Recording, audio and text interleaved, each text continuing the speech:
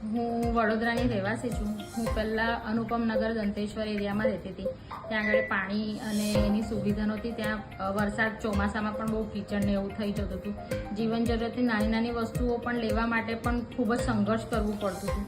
અમારું ત્યાં પતરાવાળું ઘર છે અને અહીંયા આગળ પ્રધાનમંત્રી આવાસ યોજનામાં આવ્યા પછી મને ખૂબ જ સારું છે. બધી જીવન જરૂરિયાતની વસ્તુ અહીંયા સહેલાઈથી મળી રહે છે અને બાળકો પણ સચવાઈ જાય છે. જેમ કે કેમ્પસની અંદર જ ઘર છે, 2 ટાવર છે. મારું 4થા માળે ઘર છે. ત્યારે મને ઘર મળ્યું એ બદલ આભાર. સરકારને શું કહેવા માંગુ છું? સરકારને ખૂબ ખૂબ ધન્યવાદ કહેવા માંગુ છું.